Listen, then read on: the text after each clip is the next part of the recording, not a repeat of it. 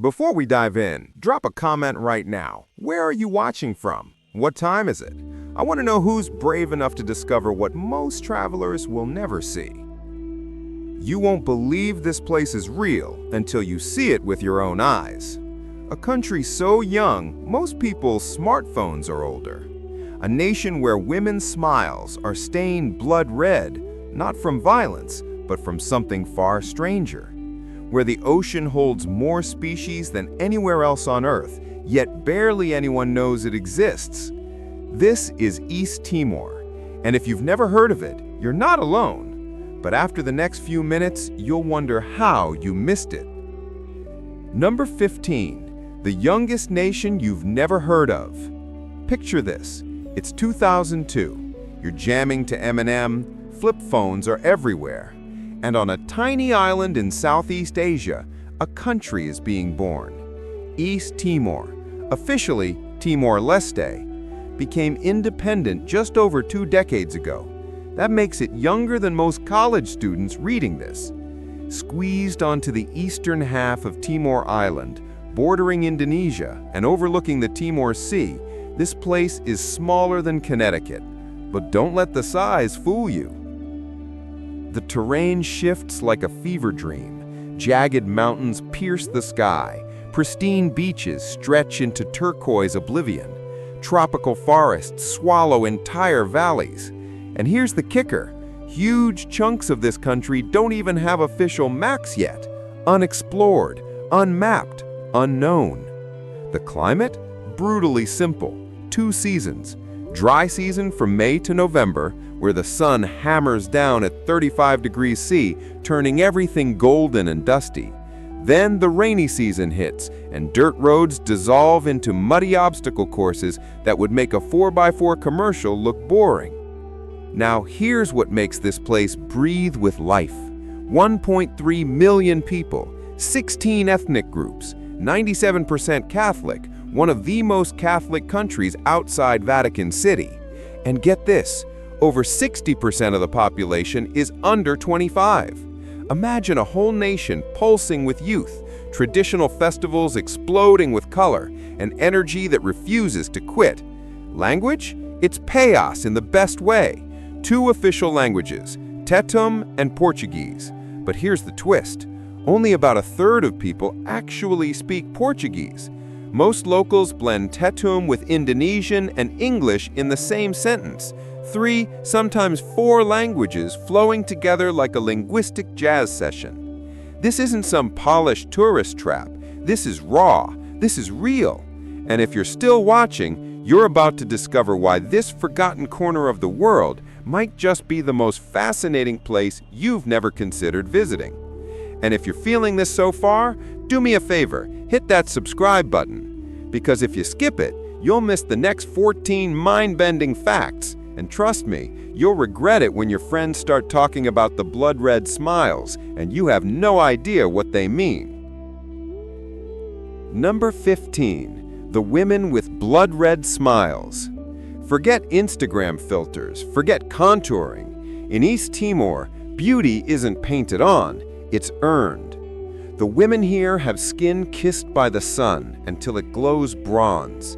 Eyes so dark they look like polished obsidian. And when they smile, that's when you see it. Deep crimson lips.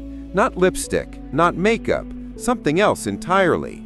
It's betel nut, a traditional practice where older women chew this bitter nut mixed with lime and pepper leaf. The chemical reaction stains everything. Teeth, gums, lips, a haunting shade of red. To outsiders, it looks shocking. But here, it's a badge of honor, a sign of respect for ancestors, a symbol of maturity and wisdom. But these women aren't defined by a ritual. Watch them closer. They're the ones bent over wooden looms, fingers flying across threads, weaving intricate Tais fabric, each pattern telling a story only they know. They're in the markets at dawn, negotiating prices with the sharpness of seasoned traders. They're in the fields, hauling crops. They're on fishing boats, casting nets with arms stronger than most men's. East Timorese women don't wait for anyone to save them. They build, They lead, they survive. And here's the thing that stops you in your tracks. They're loyal, yes, but they refuse to be silenced. They speak up, they fight for their rights. They command respect, not by asking, but by showing up every single day with unwavering strength. There's something magnetic about a woman who doesn't need validation, who carries culture in her hands and fire in her voice, who smiles with blood-red lips and dares you to look away. If these women impress you, if you see strength in those blood-red smiles, drop a 2 in the comments. Let me know you're paying attention. Number 13, the ocean that holds more life than anywhere on Earth. You think you've seen the ocean. You haven't seen this ocean. 24 kilometers north of Dili lies Atauro Island, a volcanic speck rising from water so blue it looks photoshopped. But beneath that surface, a secret so massive, scientists are still reeling from it. In 2016, researchers discovered 643 species of reef fish around Atauro. 643 in one location, many of them entirely new to science. Nowhere else on the planet, not the Great Barrier Reef, not the Maldives, not anywhere, has this level of marine biodiversity in such a concentrated area. This is the Coral Triangle, the Amazon of the oceans, a marine zone in the Western Pacific that explodes with life in every direction. But even within this legendary region, Atauro broke records. Imagine slipping beneath the waves and being surrounded by fish in colors that don't exist in nature anywhere else. Neon purples, electric blues, golds that shimmer like liquid metal. Schools so dense they move like a single organism, flowing around you in synchronized chaos. And it's not just fish. Whales, dolphins, sea turtles, manta rays the size of cars gliding through the water like alien spacecraft. If you're lucky, and I mean really lucky, you'll witness a humpback whale breaching. Tons of muscle and grace exploding from the ocean, water cascading off its back in slow motion before it crashes back down with a sound that echoes in your chest. Scientists are now pushing for Atauro to become a protected marine park, because if this underwater paradise gets destroyed, we lose something irreplaceable, something that took millions of years to create. If you love the ocean, if the idea of swimming with dolphins or watching whales breach gives you chills, drop a 5 in the comments. If not, drop a 4. I want to see who the real ocean lovers are. Number 12, the most chaotic transportation system in Asia. Forget everything you think you know about getting from point A to point B. In East Timor, transportation isn't just functional, it's a full-body experience. Motorcycles rule the streets, not sleek sport bikes, but beat-up workhorses piled high with cargo that defies physics. Picture a single bike carrying a family of 4, 3 bags of rice, a live chicken, and somehow still weaving through traffic. Cars are rare, roads are chaos, but the real stars are the minibuses. These aren't your average public transit vehicles, they're mobile discos, painted in explosive colors, lime green, hot pink, electric blue, covered in decals of everything from Jesus to Ronaldo, LED lights flashing inside like a rave, and the music blasting, always, techno, reggaeton, pop ballads, it doesn't matter. If you're riding, you're feeling it. Now, let's talk about the roads themselves. Paved highways? Rare. Most roads are dirt tracks riddled with potholes deep enough to swallow a tire. When the rain hits, they transform into rivers of mud. You're not driving, you're off-roading whether you like it or not. And those wooden bridges in rural areas, they creak, they sway, they make your heart pound faster than the bass in the minibus. In the countryside, it's bicycles and 3-wheeled carts. Farmers hauling mountains of produce on bikes that should have collapsed years ago. Carts loaded like mini trucks, wheels groaning under impossible weight. You haven't truly experienced East Timor until you've clung to a motorcycle seat while dodging potholes or danced involuntarily in a minibus blasting music at 6 a.m. Number 11. A poor country with the richest hearts. Let's be brutally honest. East Timor is poor, like really poor. Over 40% of the population lives below the poverty line. The economy runs almost entirely on oil. Infrastructure is crumbling. Opportunities are scarce.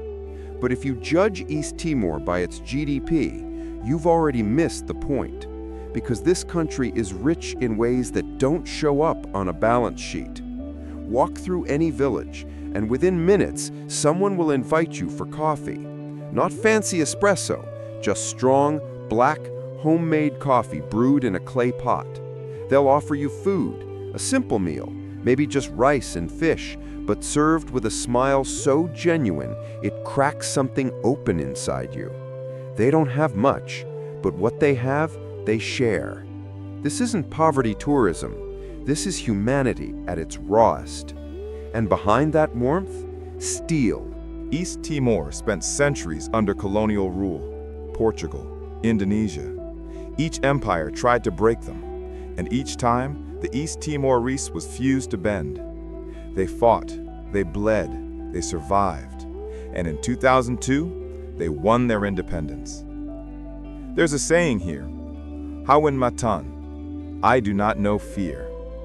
And you see it everywhere, in the fishermen who wake at 4 a.m. every day to cast nets, in the women weaving Tais fabric for hours, backs bent, fingers raw, in the children walking miles to school through mud and heat because education is their ticket out. They don't complain. They don't wait for rescue. They just keep moving forward. You want to know what resilience looks like? It looks like a nation that has every reason to give up and refuses. If this hits you, if you feel something stirring, smash that subscribe button right now. Because the people who skip it, they're the ones who'll miss the rest of this journey. And I promise you, you don't want to be left behind. Number 10. Coffee so pure it ruins you for life. East Timor grows some of the purest organic coffee on the planet. Not organic in the trendy marketing sense, actually organic. The coffee plants thrive in untouched mountain regions. No chemical fertilizers, no pesticides, just volcanic soil, altitude, and time. The beans that come out? Rich, bold, with a subtle chocolate aftertaste that lingers on your tongue like a secret. 1 cup of East Timorese coffee, and Starbucks tastes like burnt water. But here's where it gets interesting. The coffee culture. In the US, coffee is fuel. Grab and go, chug it in the car, barely taste it. In East Timor, coffee is an event. People gather for hours. Not to scroll on phones, not to rush off to meetings, just to sit, to talk, to exist together. In traditional cafes, you'll see groups of friends nursing cups for half the day, laughing, debating, storytelling. Time moves differently here. In rural areas, there are no fancy coffee shops. People brew it in simple aluminum or clay pots over open flames. The aroma drifts through mountain air, mixing with wood smoke and morning mist. It's rustic, primal, perfect. But here's the heartbreaking irony. Most of the best beans get exported to the US and Europe. The locals? They drink cheaper coffee, sometimes mixed with sugar or condensed milk just to make it go further. They grow liquid gold and sell it to survive, and they do it with pride. Number 8. Dili, the capital that refuses to rush. Dili doesn't hustle, it breathes. This isn't Bangkok or Jakarta. There's no frenzy, no honking gridlock, no neon-lit skyscrapers. Dili is a capital that remembers it's also a coastal town. Mornings start slow. People gather at roadside cafes, sipping strong coffee and watching the sun climb over the Timor Sea. Conversations drift, laughter echoes. Nobody checks their watch. The streets are a mix of old motorcycles, pedestrians, and the occasional beat-up car. Markets buzz with life. Fresh fish hauled in hours ago, vegetables still covered in dirt, handicrafts woven by hands that have perfected the craft over decades. And then, there's the sea. Walk 5 minutes in any direction from downtown and you hit the water.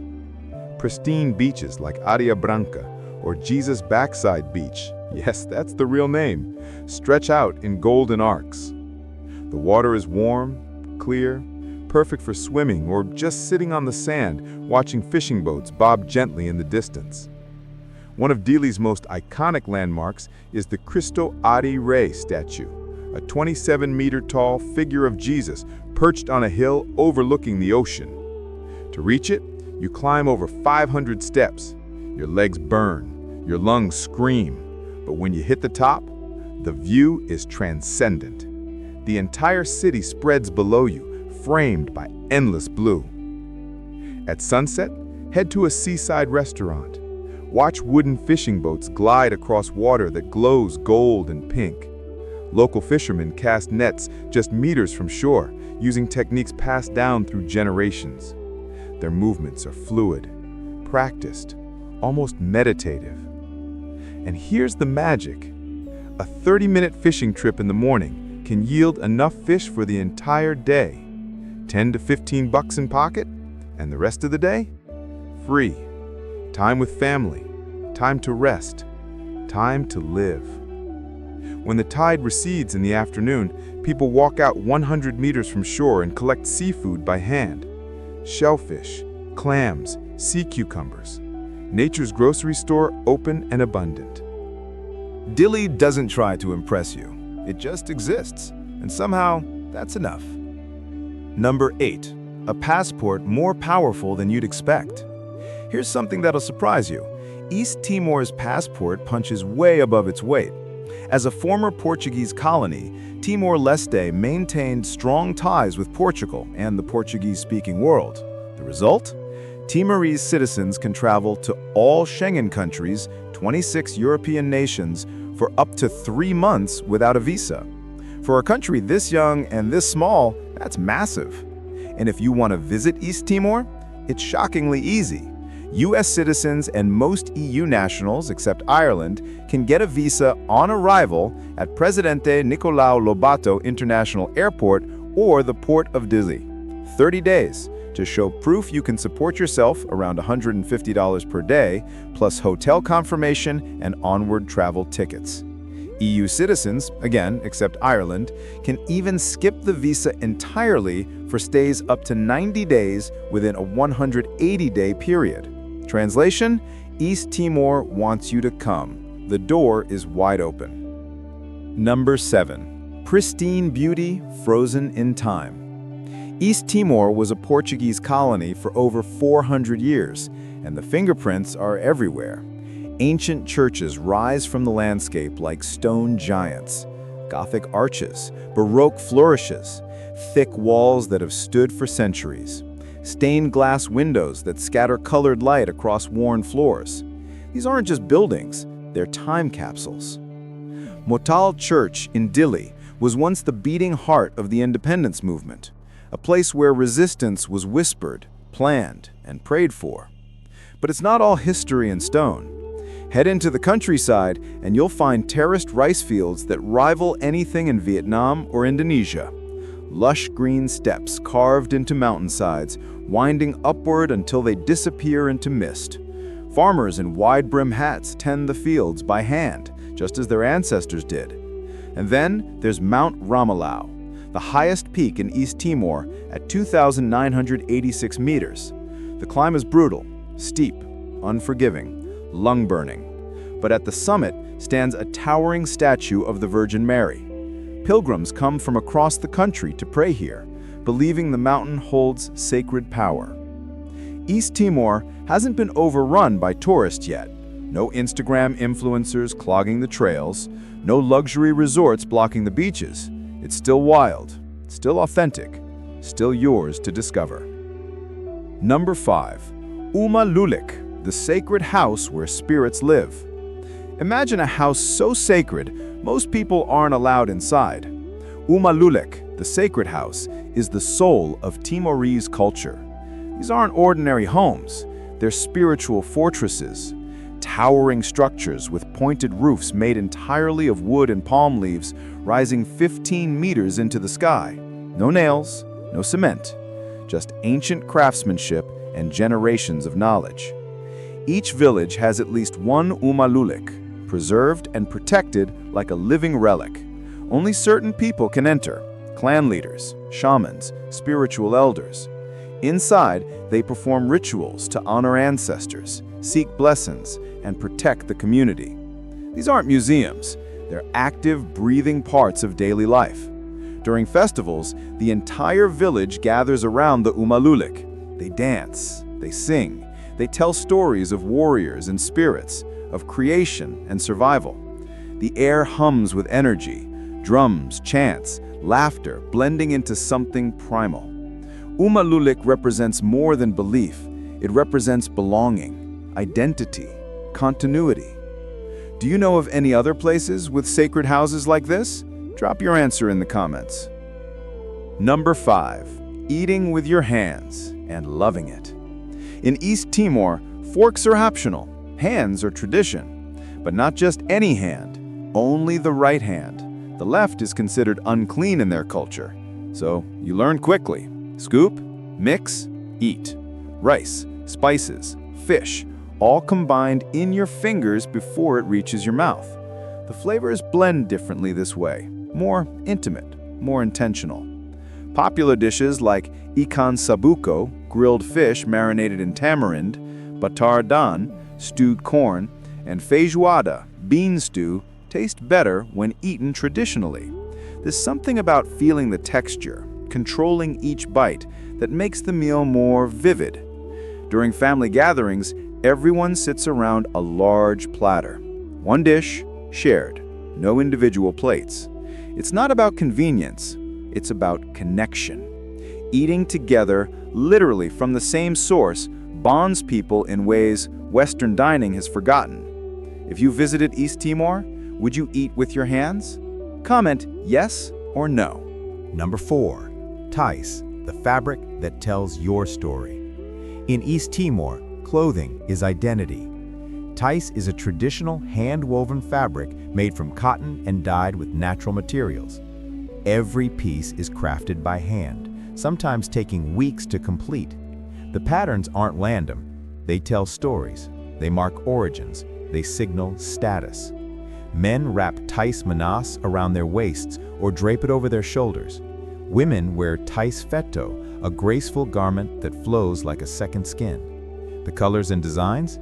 They identify which tribe you belong to, what region you're from, even your family lineage. If you want to own authentic Tais, head to Tais Market in Dili. The moment you step inside, you're engulfed in color. Hundreds of vibrant fabrics hang from every surface: crimson, indigo, gold, emerald, each one unique. The artisans are eager to share. They'll explain the meaning behind each pattern, demonstrate weaving techniques, and reveal family secrets passed down through generations. But Tais isn't just clothing. You'll find bags, scarves, wall hangings, and souvenirs all made from this legendary fabric. If you visited, would you buy a piece of Tais? Comment 7 for yes, a 9 for no. Number 3. Festivals that explode with life. If you visit Dili between February and March, you'll witness the Timor-Leste Carnival. The entire city transforms into a living stage. Music, dance, color, everywhere. This festival celebrates national identity and independence after centuries of struggle. The highlight? A massive street parade where thousands of people wear traditional costumes and perform dances passed down through generations. You'll see dancers in elaborate masks, drummers pounding out African rhythms, and samba groups moving with the energy of Rio de Janeiro. It's chaos, it's beautiful, it's unforgettable. But if you want something more intimate, there's the Ataro Culture and Music Festival. Held on Ataro Island, this event is about connection between people, nature, and heritage. Local artists perform traditional songs and dances. Folk instruments like guitars, bongo drums, and bronze gongs fill the air with haunting melodies. The festival also focuses on environmental protection, beach cleanups, tree planting, marine conservation awareness. It's not just entertainment, it's a call to action. If you truly want to understand East Timor, attend at least one of these festivals. Better yet, both. Number 2, food that tells a story. East Timor's cuisine is a collision of cultures: Portuguese, Indonesian, indigenous. Each dish carries history. Tay, or tape, fermented rice or cassava with a sweet-sour taste and a hint of alcohol, eaten as dessert or used to brew rice wine. If you love kimchi or pickles, you'll love tay.